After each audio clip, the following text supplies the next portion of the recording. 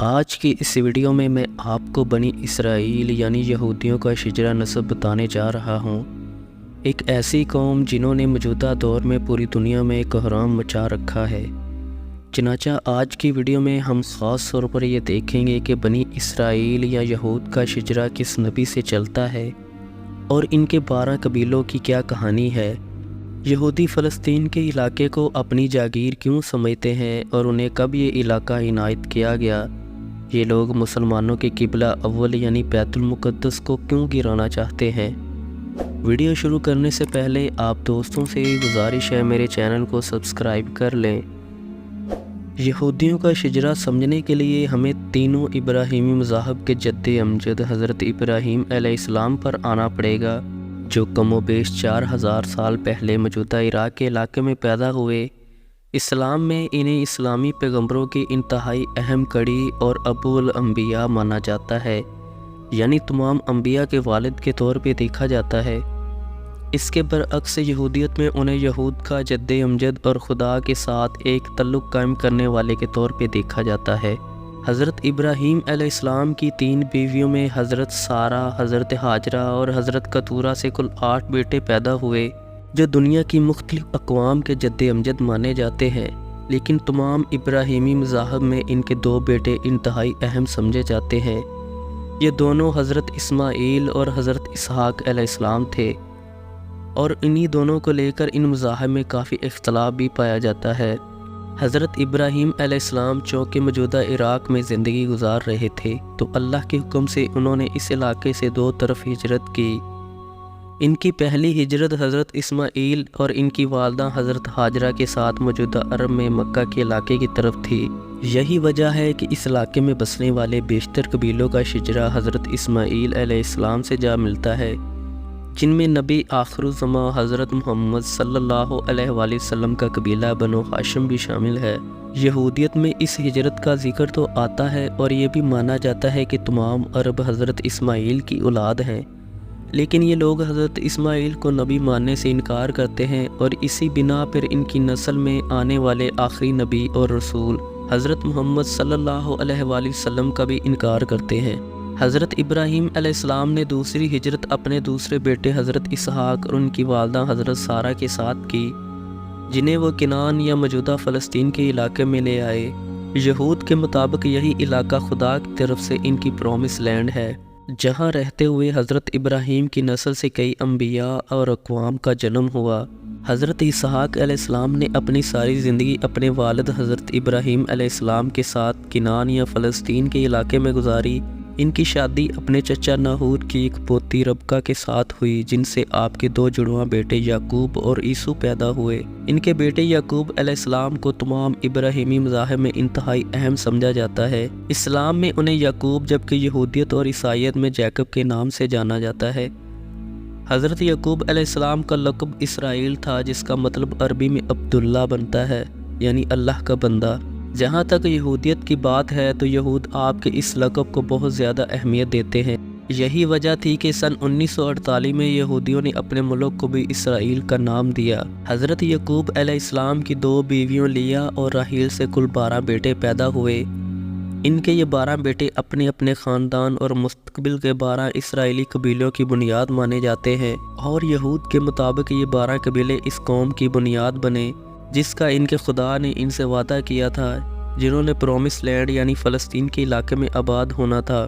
حضرت یعقوب علیہ السلام کے سب سے پسندیدہ بیٹے حضرت یوسف علیہ السلام کو مانا جاتا ہے، اور اسی پسندیدگی سے حسد کرتے ہوئے ان کے بھائیوں کا انہیں کنویں میں پھینک دینا اور پھر حضرت یوسف کا مصری حکومت میں اونچا عہدہ حاصل کر لینے کا پورا واقعہ ملتا ہے۔ کچھ روایات میں آتا ہے کہ وہ مصر کے بادشاہ بن گئے، جبکہ کچھ دوسری جگہ آتا ہے کہ وہ مصر کے پرائم منسٹر کے عہدے پر فائز رہے اور مصری بادشاہ کے انتہائی قریب تھے۔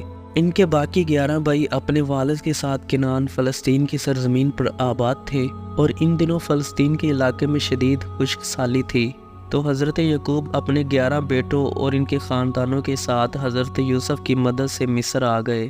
کہا جاتا ہے کہ اس ہجرت میں بنی اسرائیل کو مصر کے بادشاہ یا فرعون کی مکمل حمایت حاصل تھی۔ یہاں ایک بات واضح کر دی جائے کہ فرعون کسی خاص شخص کا نام نہیں، بلکہ مصر کے بادشاہوں کو ہی فرعون کا لقب دیا جاتا تھا۔ چنانچہ یہ 12 قبیلے اب مصر میں بہت سکون کی زندگی گزارنے لگے، لیکن حضرت یوسف علیہ السلام کے انتقال کے بعد مصر کے فرعونوں نے بنی اسرائیل کو غلام بنا لیا اور ان پر خوب مظالم ڈھانے لگے۔ جب فرعون کے مظالم حد سے زیادہ بڑھ گئے تو بنی اسرائیل میں حضرت موسیٰ علیہ السلام کا جنم ہوا، جنہیں یہودیت، عیسائیت اور اسلام میں انتہائی اہم نبی مانا جاتا ہے۔ حضرت موسیٰ علیہ السلام جب ایک نومولود بچے تھے تو فرعون نے بنی اسرائیل کی آبادی کو کم کرنے کی غرض سے ایک حکم جاری کیا، جس کے مطابق ان قبیلوں میں تمام نومولود بچوں کو قتل کر دینا تھا۔ چنانچہ حضرت موسیٰ علیہ السلام کی والدہ نے انہیں بچانے کی غرض سے ایک ٹوکری میں ڈالا اور دریائے نیل میں بہا دیا، اور یہ ٹوکری ان کے سب سے بڑے دشمن یعنی فرعون کی بیوی کے ہاتھ لگ گئی، جس نے اس بچے کو گود لے لیا۔ تو یوں حضرت موسیٰ علیہ السلام کی پرورش فرعون کے گھر میں ہوئی، یعنی مصر کے شاہی خاندان میں ہوئی۔ جوانی کی عمر میں پہنچ کے اللہ نے حضرت موسیٰ علیہ السلام کو بنی اسرائیل کو فرعون کی غلامی سے آزاد کرانے کا حکم دیا اور ان کے بھائی حضرت ہارون علیہ السلام کو ان کا ترجمان بنا دیا۔ جب یہ لوگ بحیرہ احمر کے کنارے پہنچے تو حضرت موسیٰ علیہ السلام نے اللہ کے حکم سے اپنا عصا پانی میں مارا، جس سے دریا کا پانی 2 حصوں میں تقسیم ہو گیا اور بنی اسرائیل کے لیے ایک راستہ بن گیا۔ لیکن ان کا پیچھا کرتے ہوئے فرعون اور اس کی فوج نے جب یہ راستہ اختیار کیا تو دریا کا پانی آپس میں دوبارہ مل گیا، جس سے فرعون اور اس کی فوج غرق ہو گئی۔ اس کے بعد بنی اسرائیل اپنی پرومس لینڈ فلسطین کی تلاش میں تقریباً 40 سال تک مصر کے صحرائے سینا میں بھٹکتے رہے۔ اسی دوران حضرت موسیٰ علیہ السلام پر اللہ نے تورات بھی نازل کی۔ کہا جاتا ہے کہ حضرت موسیٰ علیہ السلام فلسطین پہنچنے سے پہلے ہی 120 سال کی عمر میں وفات پا گئے، لیکن ان کے جانشین حضرت جوشوا بنی اسرائیل کے ان 12 قبیلوں کو فلسطین کے علاقے میں پہنچانے میں کامیاب ہو گئے۔ انہوں نے یہاں کی لوکل آبادی کو شکست دی اور اپنی سلطنت کی بنیاد رکھی، جو یہودیت کی سب سے پہلی سلطنت سمجھی جاتی ہے۔ اس سلطنت کے سب سے اہم بادشاہ حضرت داؤد علیہ السلام تھے، جو بنی اسرائیل کے قبیلہ یہودا سے تعلق رکھتے تھے۔ یہودیت اور اسلام دونوں مذاہب میں انہیں اللہ کا پیغمبر مانا جاتا ہے، جن پر دوسری آسمانی کتاب زبور نازل ہوئی۔ ان کے جانشین حضرت سلیمان علیہ السلام تھے، جن کے بارے میں آتا ہے کہ انہوں نے سلطنت اسرائیل کے دارالحکومت یروشلم میں پہلا ہیکل سلیمانی بنوایا، جسے یہودیوں کا فرسٹ ٹیمپل بھی کہا جاتا ہے۔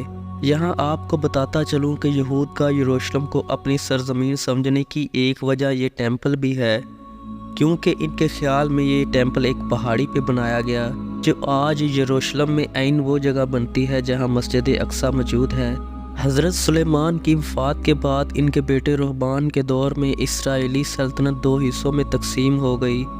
سلطنت کا پہلا حصہ شمال میں کنگڈم آف اسرائیل، جبکہ دوسرا حصہ جنوب میں کنگڈم آف جودا تھی۔ یروشلم کا علاقہ جنوبی سلطنت کے حصے میں آیا۔ اس کے بعد اشوریوں نے شمالی اسرائیلی سلطنت میں حملہ کیا اور یہاں بسنے والے 10 یہودی قبیلوں کو جلا وطن کر دیا۔ یہود کے نزدیک یہ 10 قبیلے گمشدہ قبیلے کہلاتے ہیں، جن کا آج تک کچھ پتہ نہ چل سکا۔ تو اب یہودیوں کی صرف ایک سلطنت یعنی سلطنت یہودا ہی باقی بچی تھی، جس پہ بابلیوں کے ایک بادشاہ نبو کے نظر نے حملہ کیا۔ یروشلم میں یہودیوں کے فرسٹ ٹیمپل کو تباہ کر دیا گیا اور بنی اسرائیل کے ان بچے کچے لوگوں کو بھی اس علاقے سے نکال دیا۔ لیکن اس حملے کے تقریباً 150 سال بعد یہ لوگ اس علاقے میں واپس آ گئے اور بالکل اسی جگہ اپنا ٹیمپل دوبارہ تعمیر کر لیا، جسے پھر سیکنڈ ٹیمپل کا نام دیا گیا۔ یہودیوں کی تاریخ میں اگلا اہم واقعہ حضرت عیسیٰ علیہ السلام کے دور میں آتا ہے اور اسی دور میں عیسائیت کا جنم بھی ہوتا ہے۔ وہ کچھ یوں کہ بنی اسرائیل کے ایک گروہ نے انہیں ماننے سے صاف انکار کر دیا، جبکہ ایک دوسرے گروہ نے انہیں اللہ کا بیٹا تصور کر لیا۔ تو ایسے حضرت عیسیٰ علیہ السلام کو ماننے والے یہودی کہلائے، جبکہ آپ علیہ السلام کو اللہ کا بیٹا تصور کرنے والے عیسائیت کی بنیاد بنے۔ یہود نے چونکہ آپ علیہ السلام کو اللہ کا نبی ماننے سے انکار کر دیا تھا، چنانچہ انہوں نے آپ علیہ السلام کو جھوٹا قرار دیتے ہوئے صلیب پہ چڑھانے اور انہیں قتل کرنے کا بندوبست کیا۔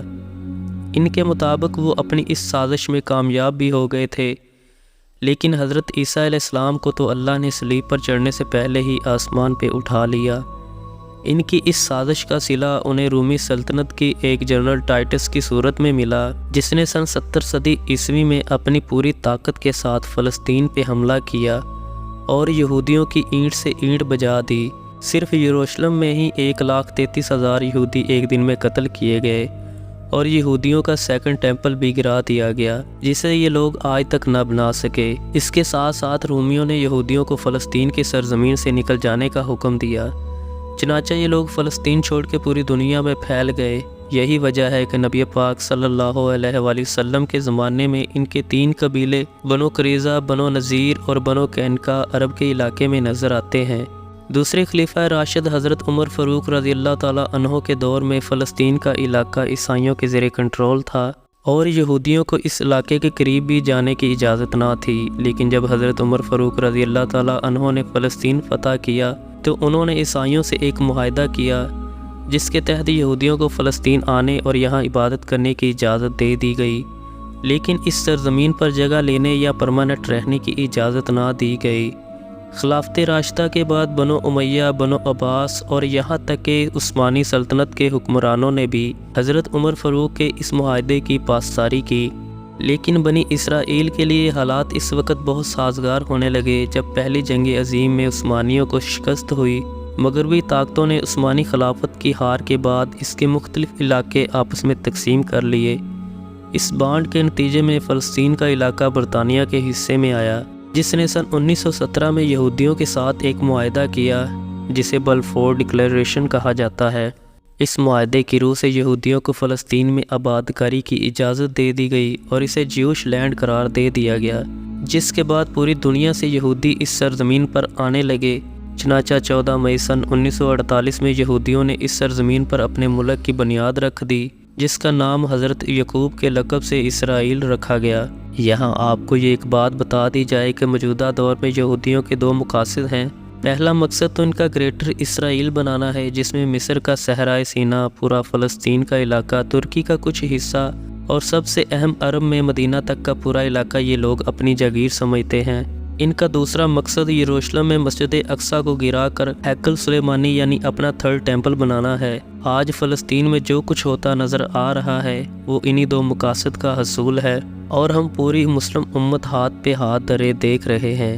ویڈیو پسند آئے تو میرے چینل کو سبسکرائب، ویڈیو کو لائک اور شیئر ضرور کیجیے۔